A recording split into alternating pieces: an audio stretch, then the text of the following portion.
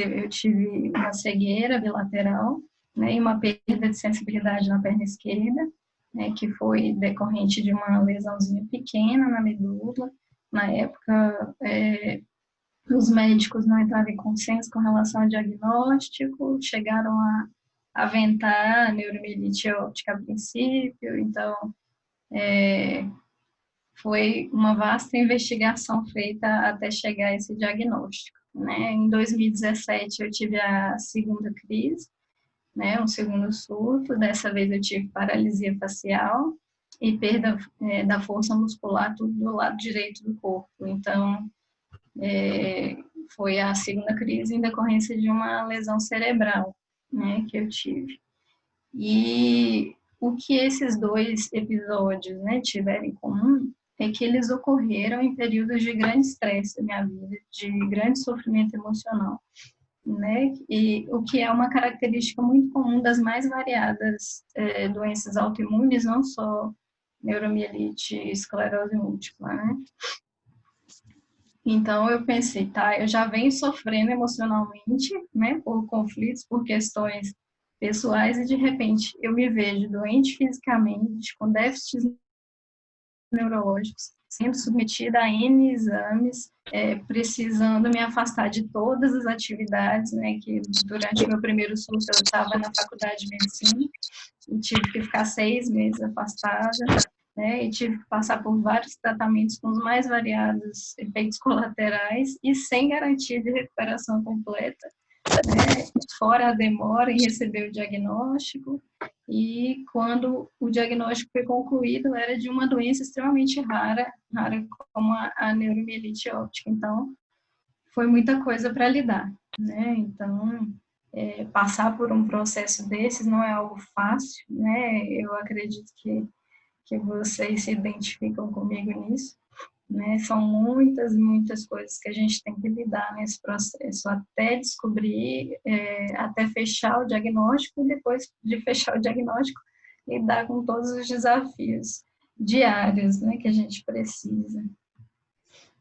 Mas o bom é que a gente não está sozinho, né? O primeiro grupo de apoio para pacientes que eu participei foi no Facebook, né? Inclusive, eu fiz uma amizade maravilhosa naquele grupo, que é a Marcela Mustafaga.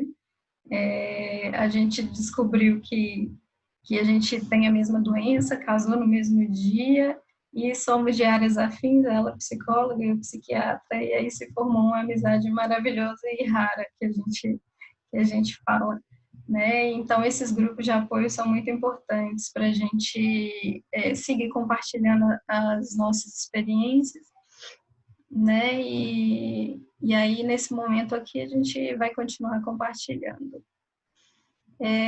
Sobre a nossa saúde mental, nós portadores de neuromielite, uma coisa que a gente precisa saber é que pacientes com doenças inflamatórias do sistema nervoso central são mais suscetíveis a doenças comuns, né, que são a depressão e a ansiedade.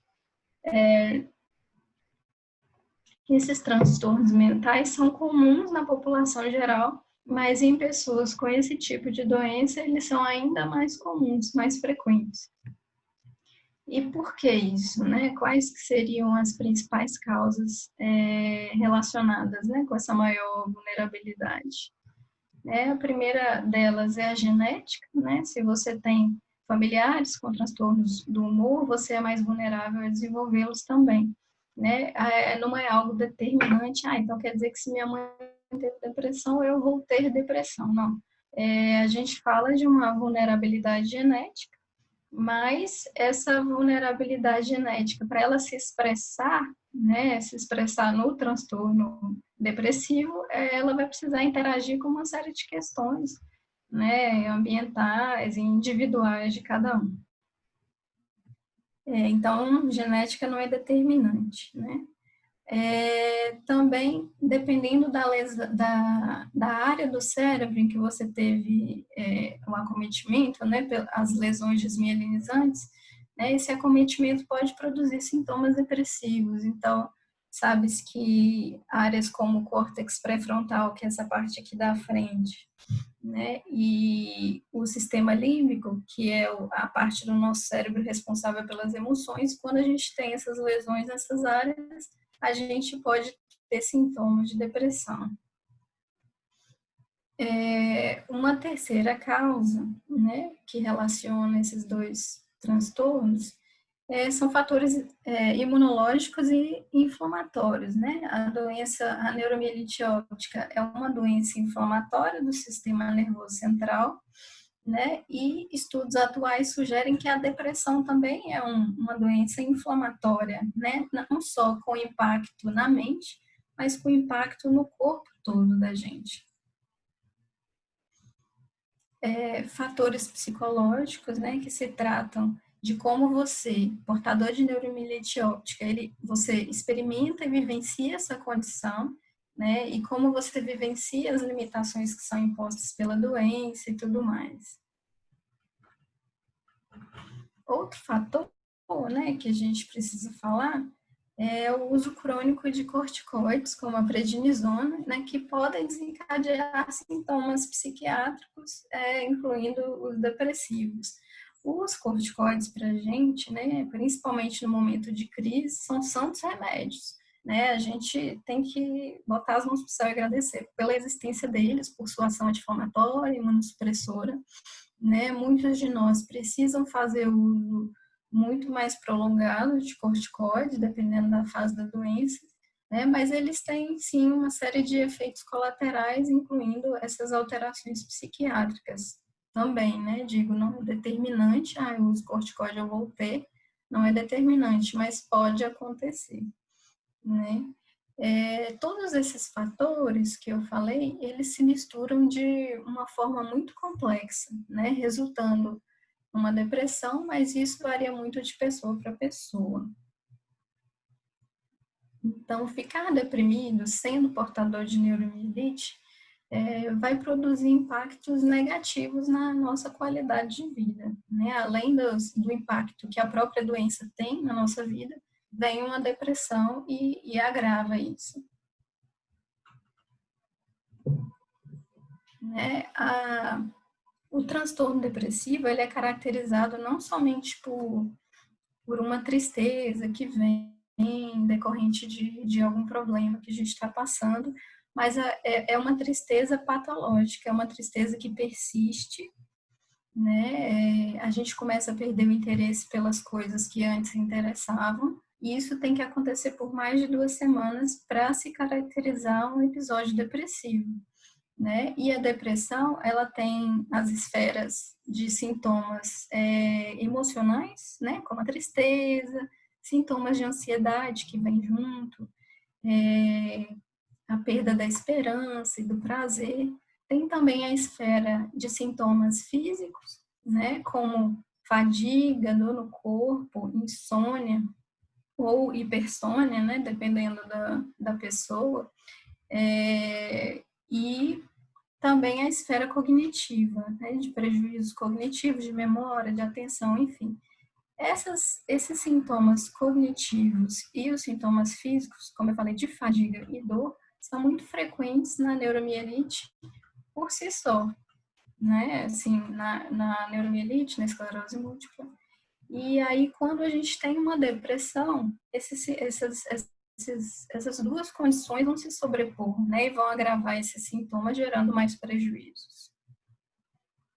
Eu, até o início de 2019, né, 10 anos depois de ter recebido o diagnóstico de MMO, eu nunca tinha sentido fadiga, né? É um sintoma comum nessa doença, mas eu nunca tinha sentido. Porém, depois de um episódio depressivo que eu tive no começo do ano passado, eu comecei a apresentar muita fadiga e dor generalizada, né, pelo corpo. Eu nunca tinha sentido esses sintomas e comecei a apresentar.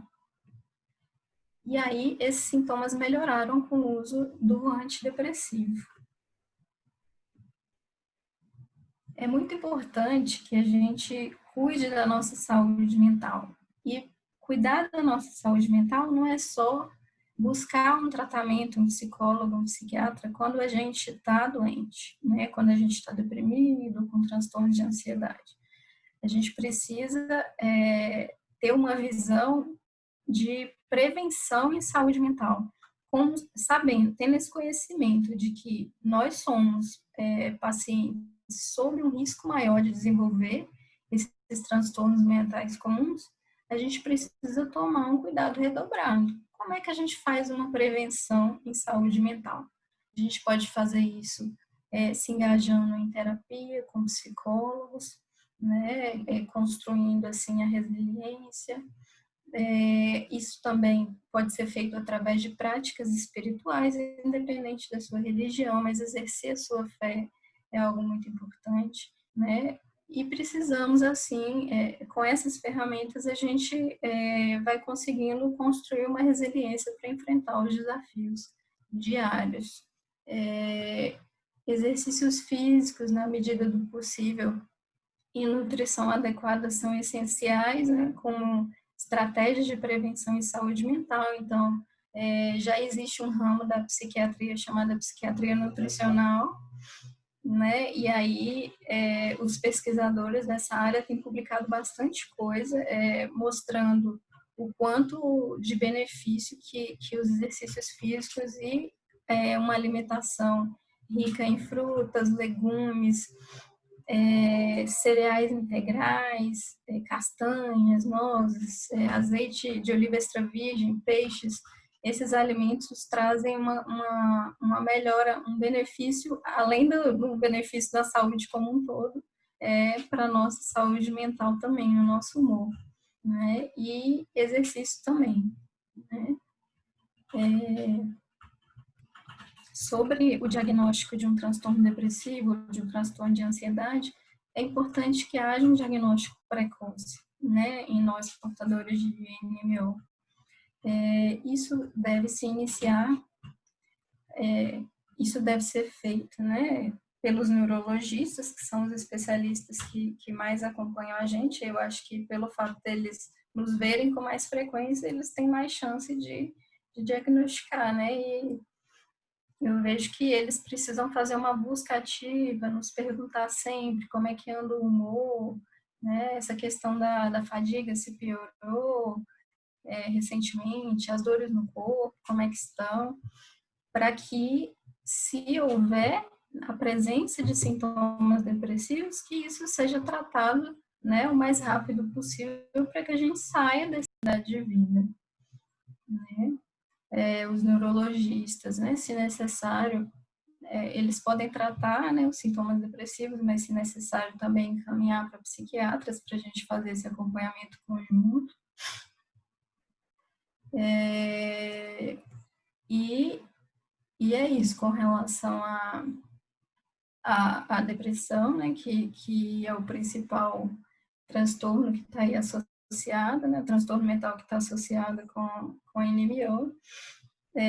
Ansiedade, falando de ansiedade, agora que a gente está passando por tempos difíceis, né, decorrentes da pandemia do novo coronavírus, né, está todo mundo ansioso, né, então, alterações como insônia, como uma sensação de apreensão, de medo, né, está sendo comum na população geral, né, não necessariamente se enquadrando num diagnóstico, um diagnóstico de transtorno de ansiedade, mas estamos todos temerosos, né, do que pode nos acontecer e eu acho importante a gente nos acolher nesse momento, né, a gente que é teoricamente do grupo de risco para o desenvolvimento de formas graves, né, da doença da Covid-19, a gente precisa tomar muito cuidado nesse momento, né? Se engajar mesmo no distanciamento social.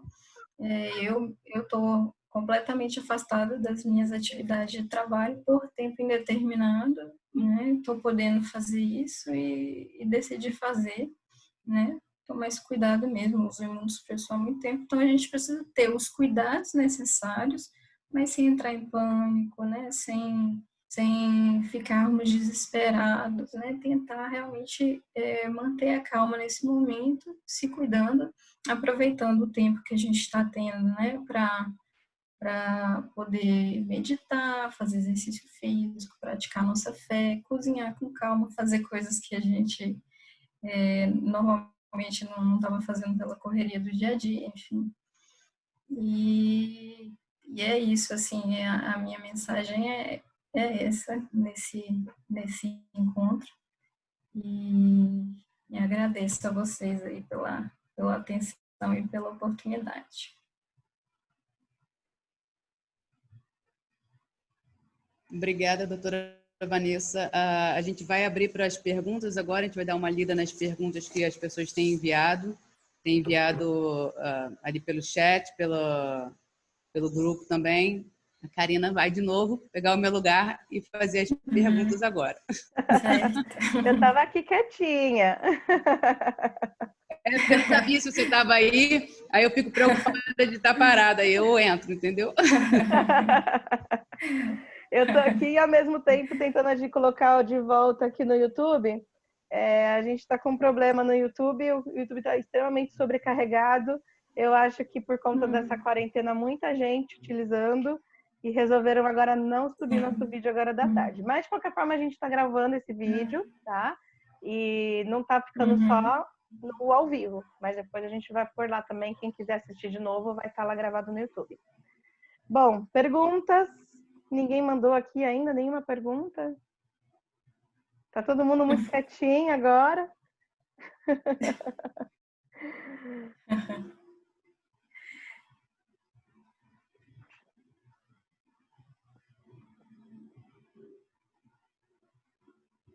Acho que foi bem esclarecedor, né? Acho que todo mundo ficou sem dúvida nenhuma, porque perguntas, pessoal. Deixa eu ver aqui no WhatsApp. Eu vou só um pouquinho que tem algumas coisas aqui.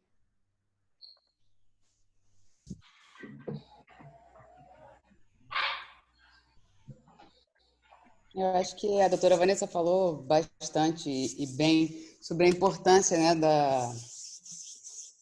da mente estar tranquila, né, para não gerar novos surtos, né? Acho que todo mundo que tem a doença autoimune sabe dessa questão, e é super difícil, a gente sabe também, né? No mundo que a gente vive, com todos os afazeres, é o que você começou a falar no início, você tinha os seus estresses pessoais e, de repente, ainda a doença, e você tem que lidar com tudo isso, né?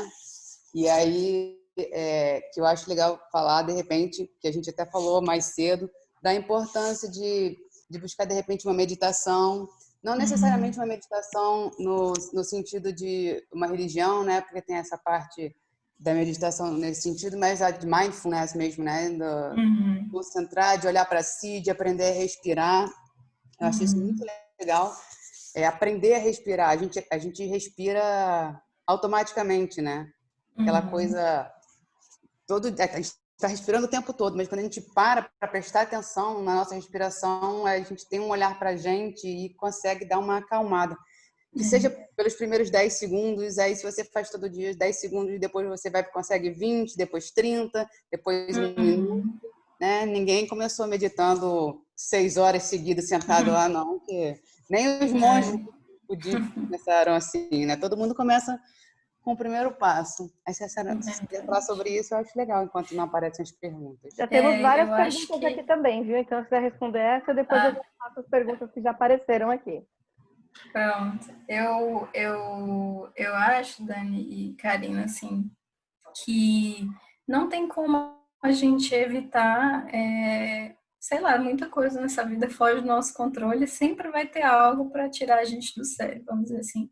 Mas a gente tem hoje várias ferramentas para aprender a gerenciar o estresse, né?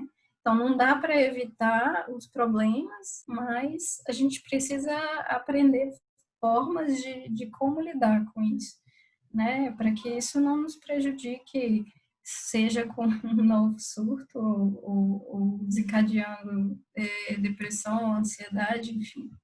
Então, saber gerenciar as emoções é super importante e hoje a gente tem várias ferramentas aqui que podem nos auxiliar nisso aí. Como... Doutora Vanessa. Oi? Oi, sou eu aqui, sou Joana Suzano. Joana, a gente pode, só posso te pedir uma coisa?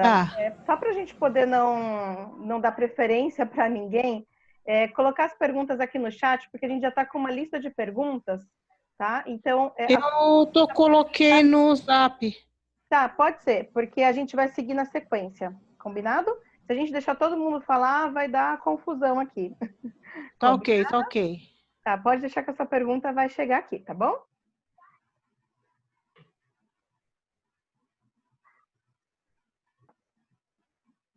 Doutora Vanessa? Oi. Oi? Estou ouvindo. Fada. Então, vamos para as perguntas. Tem uma pessoa que falou que tem uma filha que ela não quer saber muito sobre a doença. Ela quer saber se isso é normal. Ela já fala que já basta ter a doença. É normal não se interessar, então, pela questão da doença? Eu acho que sim. Inclusive, eu quando recebi o diagnóstico, eu estava na faculdade de medicina, mas eu nunca parei para ler muita coisa a fundo sobre a neurobiolite óptica. Eu acho que porque toda vez que eu começava a estudar muito, isso me dava uma angústia muito grande, sabe? Saber demais, vamos dizer. Então, eu acho que é normal, sim. Não tem problema. Eu acho que é se cuidar, fazer o tratamento certinho, não negar a condição, né?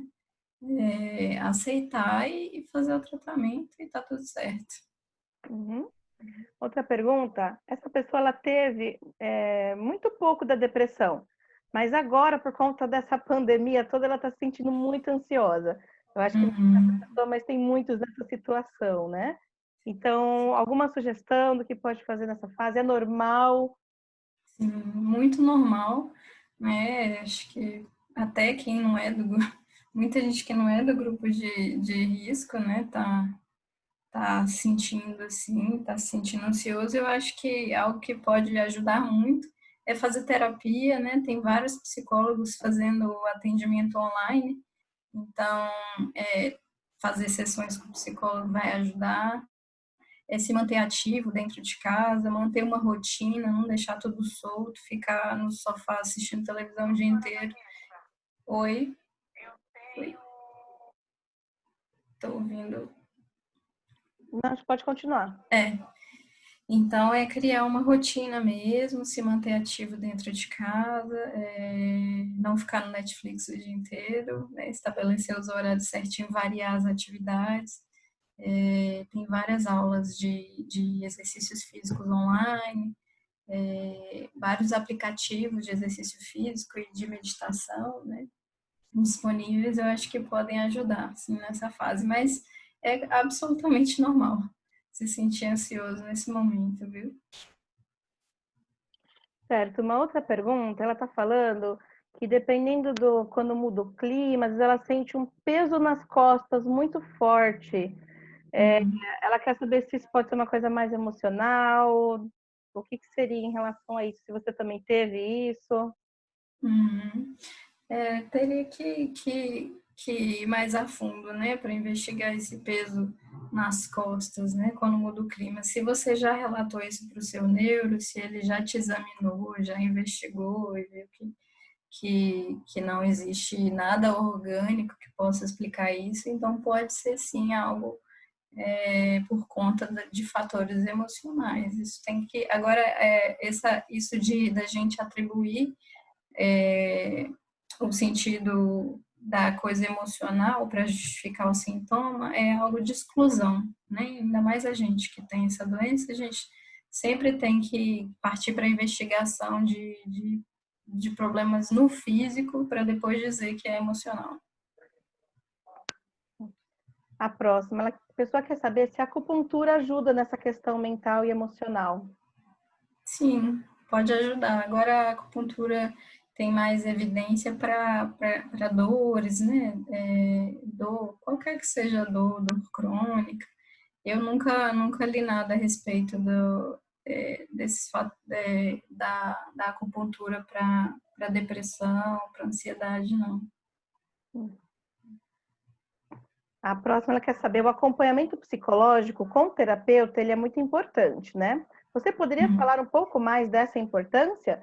Porque tem gente que ainda acha que é coisa de doido para ir no psicólogo. Eu escuto com muita frequência que é coisa de doido no psiquiatra, né? Que o psicólogo as pessoas aceitam mais, geralmente. Mas é muito importante, viu? Eu sou fã da terapia, assim, a terapia mudou minha vida, me ajudando, né, a lidar com tantas coisas, ainda mais depois desse diagnóstico, né? E eu acho que pode ajudar. Agora, o que eu vejo na minha prática como psiquiatra é que nem todo mundo se adapta à terapia, sabe? Infelizmente, eu lamento. Mas, para algumas pessoas, fazer uma arte é terapêutico. Então, eu falo, bom, então busque ferramentas, né, para te auxiliar, já que não gosta de terapia, mas eu indico sempre, indico terapia, com certeza, como ferramenta de prevenção em saúde mental e tratamento também. Bom, eu sou suspeita para falar também, né, como psicóloga. Sim. Nessa sua pergunta, eu gostei, ó, tem que ir, tem que fazer sim, né? Até uma coisa que eu falo, né, até como profissional. Muitas vezes a pessoa não se adapta à terapia, às vezes não é a terapia em si, mas muitas vezes não se adapta àquele profissional. Porque na terapia, na psicologia, né, a gente tem abordagens diferentes que o psicólogo trabalha. Então, de repente, aquela pessoa, aquele paciente não se adaptou àquela pessoa, porque tem que também bater, né? Você tem que ter aquele contato, você tem que se sentir que bateu o santo, né? Sim, verdade. Porque na terapia você tem que se sentir muito confortável para estar fazendo isso, né? Então, se você vai numa terapia, tá vendo que a terapia não tá dando certo, antes de desistir de vez, faça um teste de trocar de terapeuta, né? Ótimo. Vai num outro terapeuta, ou então pergunta para aquele, qual é a abordagem que você trabalha? Ele vai falar. Pois busque um outro psicólogo que tenha, de repente, uma abordagem um pouquinho diferente daquela. Sim. Não custa tentar, né? Ao invés de desistir logo de cara, insiste, né? Tenta outras formas, né? Porque realmente é uma coisa que ajuda muito, né? Demais. Bom, então vamos lá, outra pergunta. Teve várias pessoas que perguntaram aqui em relação à da alteração de humor. Então, tem gente que fala aqui que sabe que o corticoide altera o humor, se tem alguma outra medicação que também altera. O que tem? Falar um pouquinho mais sobre essa questão da alteração de humor relacionada à NMO. Das alterações de humor, né, que são mais faladas, são o humor deprimido, né, que pode acontecer, e o humor ansioso também, né, os transtornos. De medicação, eu sinceramente não sei se imunossupressores podem causar, eu não estou lembrada, mas o corticoide eu sei que sim, é bem conhecido, né, por causar alterações psiquiátricas. Mas acho que é isso. Certo. Medicações antidepressivas, tem algum tempo que pode se manter ela? A relação dela com as medicações da neuromielite ótica, o que você pode falar sobre isso? Sim, eu sempre falo para os meus pacientes que quando a gente começa um tratamento antidepressivo, a gente faz uma programação, na verdade, né? A gente não prescreve uma medicação para ser usada ad eterno, né? E hoje em dia nós temos várias substâncias, né, modernas. A psiquiatria ela evoluiu muito nos últimos anos, né, em termos de quantidade de medicações disponíveis. Então, a gente tem muitas medicações para vários perfis de paciente. Então, de repente, se você usa um imunossupressor, aí você precisa relatar ao psiquiatra, né, se for, para que possa ser vista essa questão de interação medicamentosa, né? Mas hoje em dia a gente tem muita opção mesmo, né? Até quando eu falei que eu tive um episódio depressivo e eu sentia muita fadiga, Aí o meu psiquiatra me prescreveu um antidepressivo que tem um perfil mais ativador, que dá mais energia, e aí sanou essa questão da fadiga e da indisposição, né? Então, é isso. Tem antidepressivos com perfil mais sedativo, por isso são tomados à noite, né? Outros com perfil mais ativador, que são tomados de manhã, dão energia.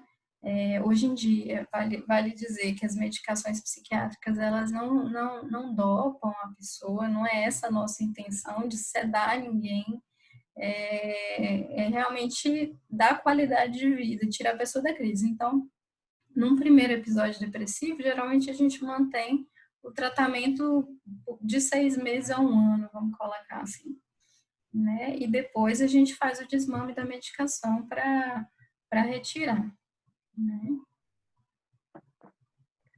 Sério, tem algumas pessoas que estão falando, voltando àquele assunto de que não ficam falando muito sobre a doença, de não gostarem de tocar nesse assunto.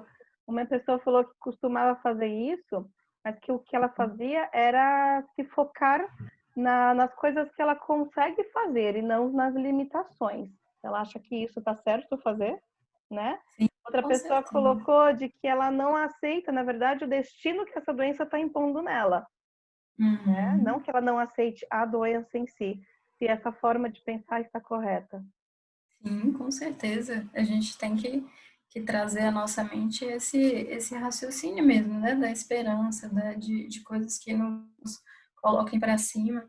Quando eu adoeci, né? Meu pai ia procurar coisas na internet, né? Nesses sites não muito confiáveis, e ele achava aqueles dados horrorosos, prognóstico muito ruim, né? E ele ficava assustado e tal, e eu fiquei temerosa de ficar estudando muito o assunto por conta disso. Mas hoje, já 11 anos depois, né, que eu recebi o diagnóstico, já foi publicada muita coisa. E a gente fala em espectro da neuromielite óptica justamente por isso, porque tem uma ampla variedade de sintomas dentro desse espectro aí, e nada é determinante de que em X anos de doença tantos por cento dos pacientes vão estar com cegueira, não sei o quê, não. Que era isso que meu pai lia na época, e ficava morrendo de medo. Mas hoje a gente já lê muita coisa assim que traz justamente isso, cada pessoa é uma pessoa, e não é bom a gente trazer à nossa mente o que dá esperança para a gente, não, sei lá, não é ignorar os fatos e não se cuidar, né, e não se tratar, mas tomar os devidos cuidados e bola para frente. Doutora, eu queria fazer um comentário, até baseado em um que eu vi aí no chat.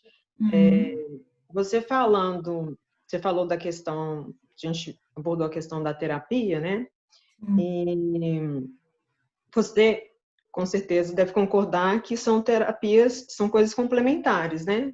O seu papel com a terapia. Só que tem gente que, às vezes, tem a dificuldade mesmo de acessar essa dor que leva a essa depressão, né? Apesar de que seria também a base, né? A base desse problema. Então, o que você acha disso, assim? No caso das pessoas que têm dificuldade. Porque são, né, duas coisas que eu acho importante a gente falar, porque eu vejo como essencial, mas tem gente que não consegue acessar essa dor para resolver. Eu já vejo que às vezes tipo, você tem que acessar essa dor para resolver essa base desse problema, mas até porque às vezes a gente nem sabe qual que é esse problema, né? Tipo, a psicóloga, você pode falar aí com mais propriedade, mas acho que ela é a pessoa que vai te dar a mão para você entrar nesse caminho para poder acessar as coisas que realmente estão te incomodando e te fazendo sofrer, etc.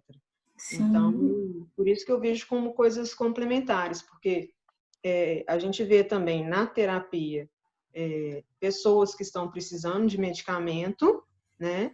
e que não tem jeito só com a terapia, mas a gente também vê com psiquiatra gente que precisaria da terapia e acha que só com o medicamento vai resolver. Sim, Então, geralmente essas pessoas que só querem tomar medicação e não fazer terapia é justamente porque o processo terapêutico incomoda, assim, no sentido de mexer com coisas que quando a gente mexe vem emoções à tona, então o processo de terapia é um processo difícil, né? Que vai mexer com muita coisa dentro da gente. E o processo, eu acabei me apaixonando pelo processo de terapia, porque dentro do meu processo de terapia eu pude entender qual que é o papel da neuromielite óptica na minha vida.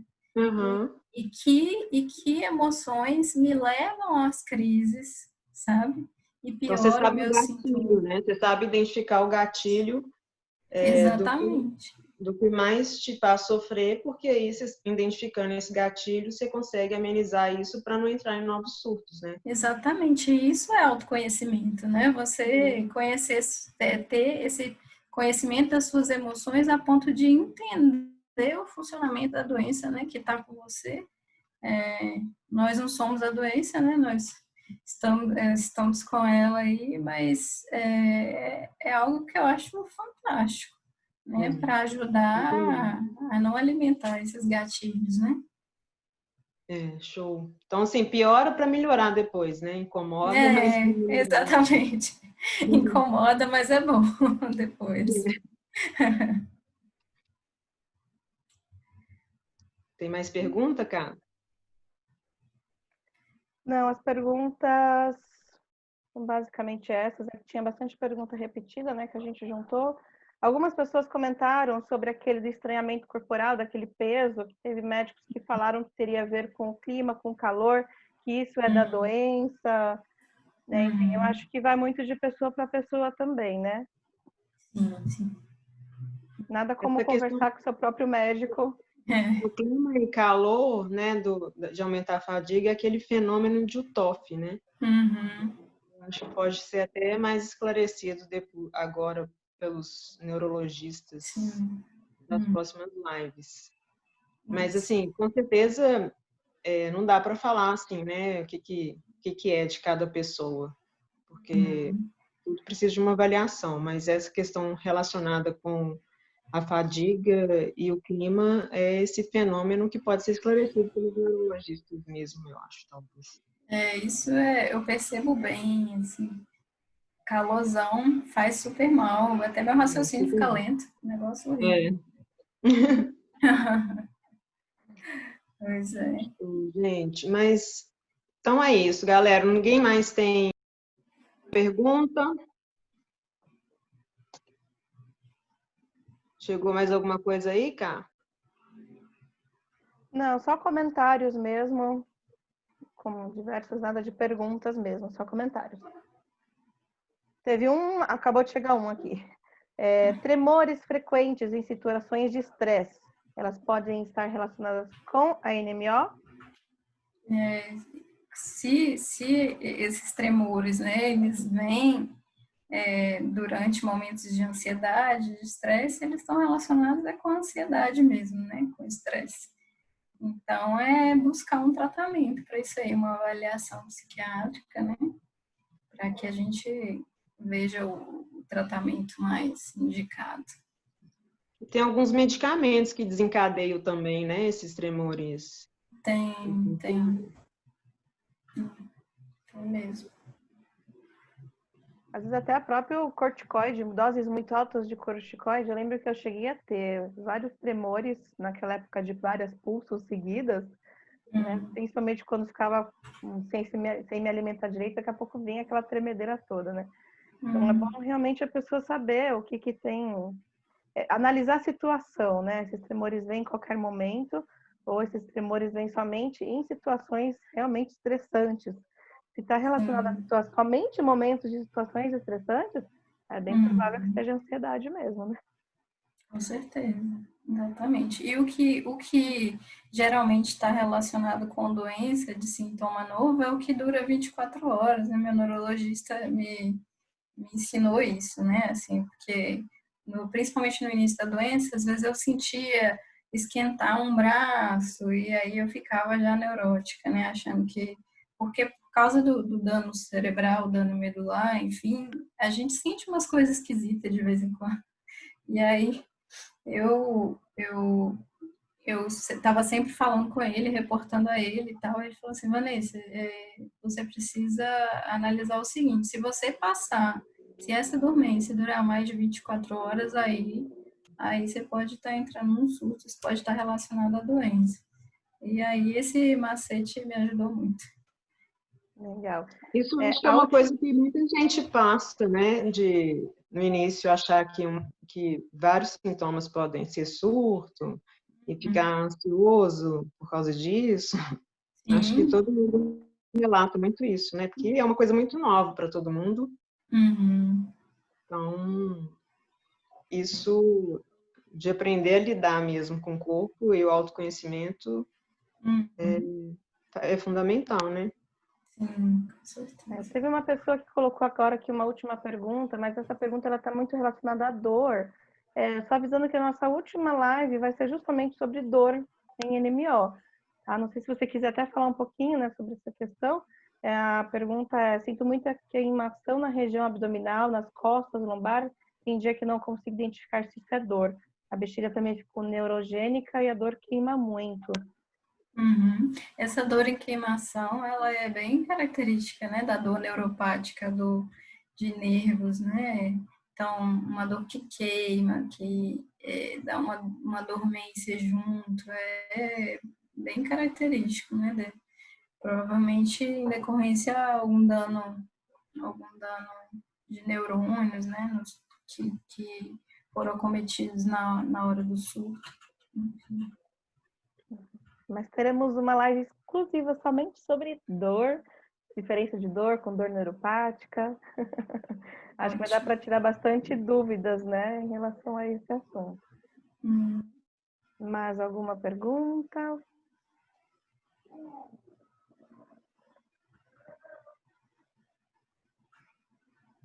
Bom, acho que é isso, né? Agradecemos muito, doutora Vanessa, toda a sua apresentação. Obrigada também. Foi muito, muito esclarecedora, tá bom?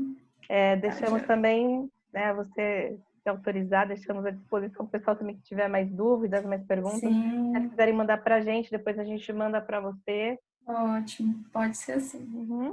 Tá bom? Muito obrigada. Obrigada a vocês também. Nada. Bom, pessoal, agora são... agora. Temos um intervalinho, tá bom? Até as 3h15. Às 3h15 a gente começa a próxima live com o Dr. Matheus, falando sobre as principais diferenças entre NMO, NMO-SD, EM, medicações, certo? Podem dar uma pausa. Eu tô vendo água. Oi? Que a Aline, que é presidente da Associação de Esclerose Múltipla, está aqui. Seja muito bem-vinda. É muito bom, a gente tem bastante participante. Infelizmente, a gente não conseguiu colocar para o YouTube essa agora no ao vivo. O YouTube tá aqui lotado, tá difícil. De manhã foi mais fácil, mas agora não tá querendo subir de jeito nenhum. Mas depois a gente vai estar disponibilizando todas essas lives no YouTube, tá bom? Para vocês assistirem, reassistirem quantas vezes quiserem. Tá Aline, cheguei tarde. Perdeu a live da doutora Raquel, perdeu os fisioterapeutas, perdeu a Marcela, que falou sobre nutrição e autoimunidade, muito importante. Mas chegou, isso que é. O importante é que chegou. É legal, Cá, como psicóloga, dar a sua opinião também em relação a isso, e como portadora da doença também, também seus relatos de como você vê isso, assim, que é importante, né, essa relação da mente com o resto do corpo. Porque eu acho que essa foi uma das lives com um tema mais essencial, assim, todos são essenciais, mas a gente entender sobre a mente e entender que às vezes, né, é doloroso passar por esse processo de autoconhecimento, mas que ele é muito fundamental para o resto das coisas todas que acontecem com a gente, né? Então, eu acho que linka bem com o restante de tudo que já foi falado aqui. Inclusive, ela falou da psiquiatria nutricional, uma coisa assim. É muito bacana, eu não sabia disso, e inclusive, né, falando disso, aliando também a questão de atividade física, então, muito interessante. Tá de parabéns aí mesmo, doutora. Eu queria saber como você... pode falar. Desculpa, eu tô lendo um livro, gente, que chama... ele não tem em português agora, ele chama How to Build a Healthy Brain. Como construir um cérebro saudável. Gente, um livro fantástico, fala de tanta coisa, sabe? Tanto nessa linha da nutrição, como a importância do sono, da atividade física, ela vai falando várias coisas. Se vocês quiserem, eu não sei se eu consigo mandar, né? Mas eu vou pedir para a Karina tem meu WhatsApp, para ela me mandar o seu também, que aí eu vou te mandar algumas coisas dessa linha da psiquiatria nutricional. Muito bacana. Legal. E é muito legal mesmo. Aqui em BH, eu sempre falei muito com o pessoal sobre isso, assim, da gente... E a Marcela, quando foi fazer a apresentação dela, que é a nutricionista, ela também chegou a falar, né, passou um slide sobre isso, falando da vida, com todos os pilares que a gente precisa prestar atenção, né? Porque eu acho que, às vezes, a gente fica muito focado na doença, no remédio que tem que tomar, mas acaba esquecendo do resto todo, que é muito fundamental, porque uma coisa vai puxando a outra, né? Se você fica mais ansioso, você não dorme direito, aí o sono tá lá, que é uma coisa que vai reparar que durante o sono também a gente libera vários hormônios que são essenciais, aí você já acorda pior, não alimenta direito, ou alimenta, né, tem essa alteração da grelina e leptina, que você pode aumentar a sua vontade de comer, você vai comendo besteira. Então, assim, é um negócio que vira uma bola de neve mesmo. Aí acaba, você engorda, aí você já fica, né, com muito carboidrato, aí você já fica mais cansado, menos disposto, não faz atividade física. Então, assim, é uma coisa que vai virando uma bola de neve mesmo e virando um negócio imenso para até desencadear surtos e tudo mais. Então, eu acho que é interessante a gente ter essa visão de pensar na solução também das questões de NMO, sabe? O que eu posso tomar de medicamento, que dia que é meu rituximab, que horas que eu tenho que tomar azathioprina, mas pensar que tudo isso vai contribuir e é isso que é fundamental para realmente depois você atingir uma saúde que, né, menos basal aí para você conseguir. Porque o diagnóstico que você tem é um negócio que não tem cura, mas tem como você... eu brinco com o pessoal aqui, se você ficou 70% da sua capacidade de antes, que você seja o 100% dos seus 70% que restou, né? Então, é muito, muito legal isso, assim, eu achei muito massa. E é isso, né? Eu também sempre pensei assim, bom, a neuromielite foi algo que eu não pude evitar, né? Aconteceu, mas o que eu posso evitar de outros problemas de saúde também, né? Eu vou fazer minha parte, porque né, o que está no meu controle, o que está ao meu alcance para fazer, eu vou fazer. E aí também que eu comecei a compreender que eu precisava mudar a minha mentalidade para gerenciar estresse também, né? E que assim eu posso me manter bem, né? Com relação à neuromielite óptica também. Isso é muito importante, nossa. Muito legal. Eu gosto de falar também muito de que a gente tem que reaprender, né? Aprender os nossos novos limites, porque a gente tinha um limite antes. Depois da doença, não é que a gente está ilimitado. Nós temos a gente tem uma nova limitação, temos um novo perfil, então a gente tem que se conhecer o nosso corpo, conhecer a nossa mente, conhecer até onde a gente pode ir, quais são, então, os nossos novos limites, e a partir daí, ressignificar a nossa vida, né? Seguir em frente simplesmente de uma outra forma. A única coisa é que aquele caminho que a gente estava seguindo na nossa vida, a gente não pode seguir mais por aquele, mas existem muitos outros. Então, o que mais a gente pode fazer? Não somos 100% inúteis. Tem tanta coisa que é possível fazer, né, dentro das nossas novas limitações. Então, o mais importante é conseguir aceitar essas novas limitações, aceitar este novo corpo, essa nova mente. Tudo está diferente. Mas, de qualquer forma, a gente já mudaria em outras situações, né? Acontecem tantas situações na nossa vida que a gente, de qualquer forma, já mudaria. Então, essa foi só uma das situações.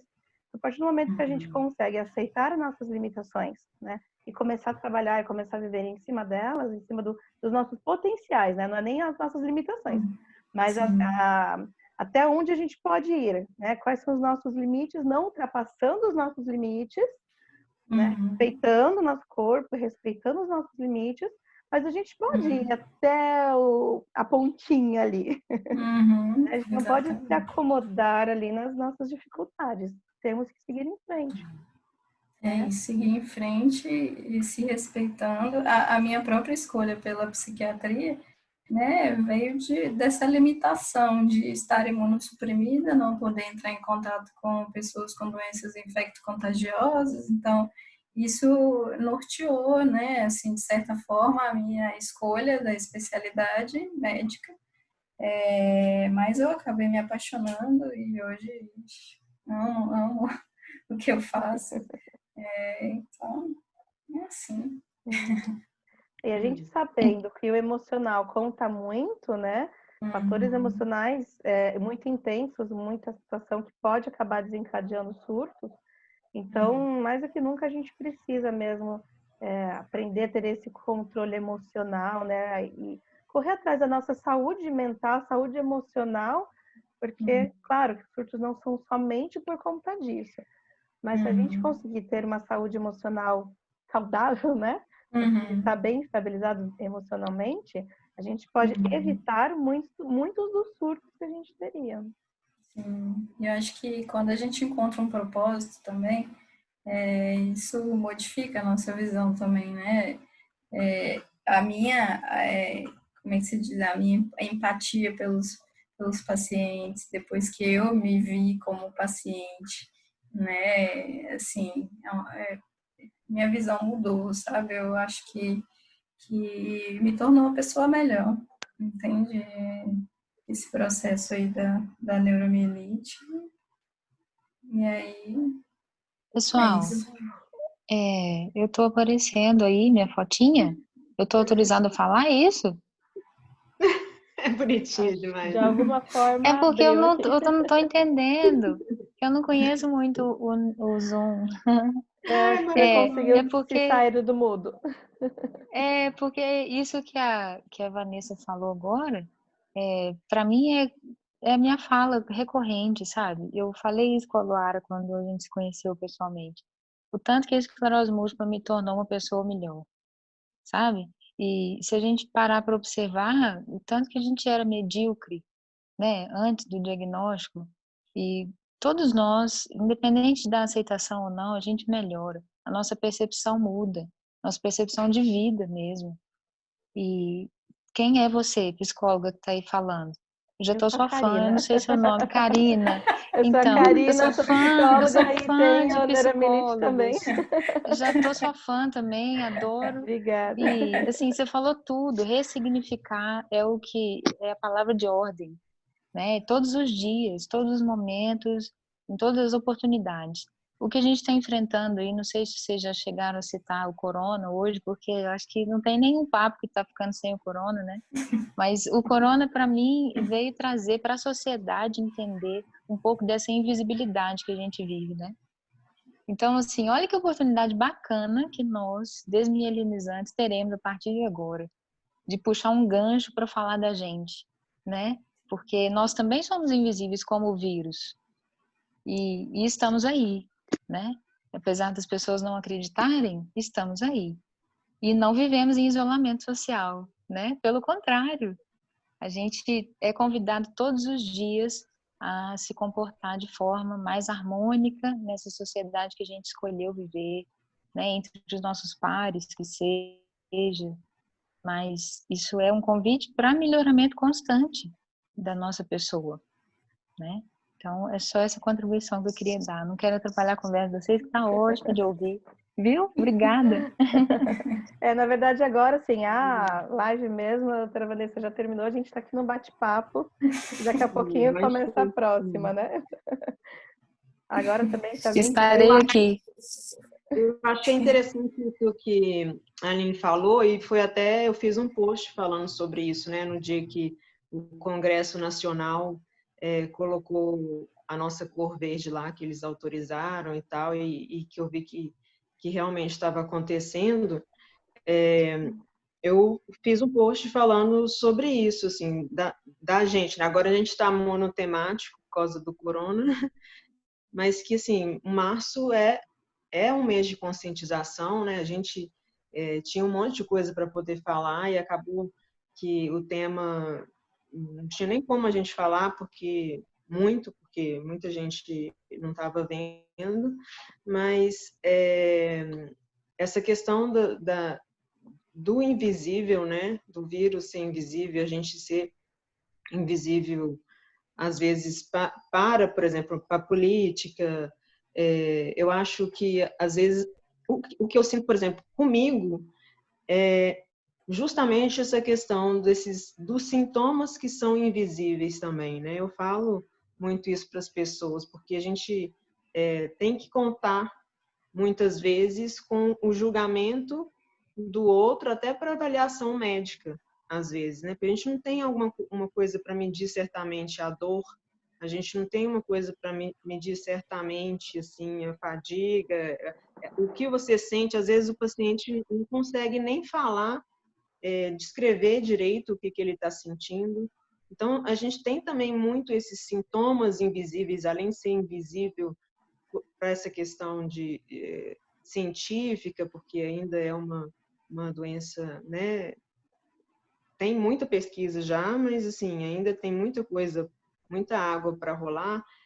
Ser invisível para a questão política, questão de questão que acaba que a gente fica prejudicado em relação a medicamentos, em relação a direitos, enfim, essa invisibilidade mesmo, sabe? Por isso que existe esse mês da conscientização, para a gente poder falar muito sobre isso. Então, eu fiquei emocionada quando eu vi o Congresso Nacional Verde, sabe? Que já é um sinal de, estamos aqui, alguém começou a olhar para a gente.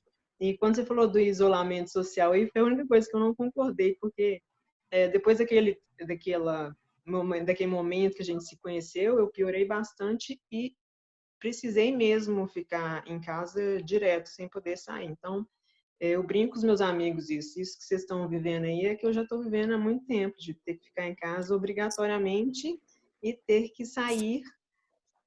Mas não concordou com o que eu falei, mas eu quero até corrigir minha fala, viu? Eu falei que a gente não vive e não pode viver quando a gente está se sentindo bem, assim. Mas a gente é tão individual que a gente tem que aprender até a se respeitar nessa questão do desconhecimento que a gente tem em relação a nós, que os nossos médicos têm em relação a nós, pacientes.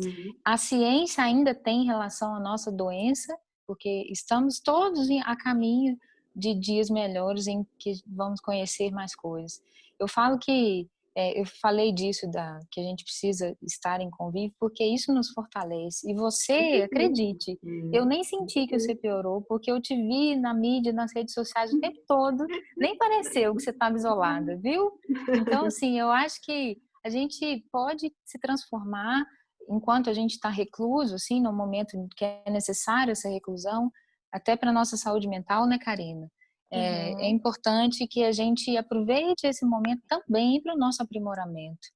Não, né? com certeza. E o fato de estar isolada por não poder sair para almoçar com alguém, como a gente fez aquele dia, não quer dizer que você está morta. Você está aí, está viva, está linda e a sua mente está ativa e você está produzindo. Olha você fazendo essa live linda para encerrar o mês de março, né?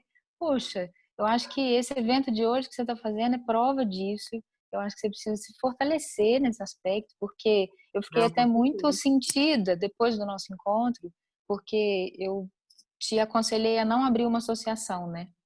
Apesar de eu ser presidente da Amapem, que tem aí quase 12 anos de existência, eu aconselhei a Luara, gente, acreditem, a não abrir uma associação, porque para o bem da saúde mental dela, sabe? Porque o que eu enfrento na Amapem não é fácil, porque as pessoas enfrentam esses altos e baixos e elas não estão o tempo todo disponíveis. Uma associação tem que captar recursos para sobreviver e para isso a gente precisa ter uma equipe ali motivada para fazer isso, porque não tem como captar recursos se a gente não se movimentar, não sair do nosso lugar, não fizer articulações.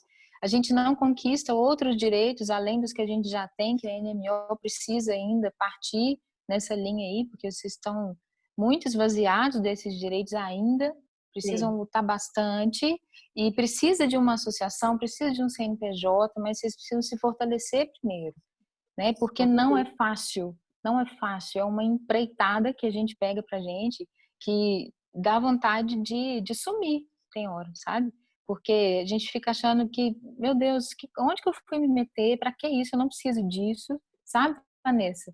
Haja antidepressivo para nos ajudar a enfrentar essa questão de lidar com os nossos pares dentro de uma diretoria, por exemplo. E aí a gente tem que lidar com os humores, os altos e baixos dos humores de todos nós, porque somos todos pacientes. E a gente precisa aprender a se respeitar, então é um enfrentamento muito grande. E eu não quis que a Luara fosse enfiar nessa história sozinha. Eu falei com ela, se fortaleça, procure parceiros reais, para aí sim você pensar em montar uma associação. Mas isso é um futuro certo para a NMO. Vocês estão aí, vocês três lindas, fortalecidas, de repente vocês se juntam, porque vocês não são uma pessoa só, vocês já são um grupo, e de repente vocês vão definir qual é o melhor momento para abrir um CNPJ, para vocês conquistarem outros direitos, e enfim, é necessário. Mas para isso a gente precisa estar forte, né? Então, em busca dessa fortaleza que a gente está, diária. Com certeza. É muito aprendizado que a gente tem também, né? Igual você falou que você se tornou uma pessoa melhor, doutora Vanessa também, e eu acho que a gente também, apesar de eu ter falado disso do isolamento, eu falei do isolamento porque, assim, né, eu não consigo, na prática, hoje, fazer várias coisas que eu não fazia, enfim, sair de casa mesmo e coisas básicas que eu tenho melhorado a cada dia. Eu falei isso aqui no início. Mas apesar disso, né, igual a doutora Vanessa falou, eu crio a minha rotina aqui, já tem muito tempo, né, que eu tô mais trancadinha assim, mas sempre preocupando muito com essa questão da saúde mental. Então, por isso que eu frisei muito isso, porque eu acho que é a única coisa que eu vejo assim em mim que, se tiver desalinhada, aí você começa a andar para trás, né? Sim. Então, enquanto você tem a saúde mental firme, eu acho que você consegue caminhar, ainda que lentamente, que tá sendo no meu caso, né? Está sendo no meu caso, tem as pequenas vitórias, sabe? Todos os dias. Claro, E sim. tanto outros momentos e outras coisas que aconteceram, a Cá também tem história de outros diagnósticos, outras lutas. Então, tudo que a gente passa, eu acho que a gente tem como ter aprendizado e tem como transformar as coisas em oportunidades e, enfim, algo que vai te fortalecer mesmo. Às vezes... Uma vitória, né, Lu?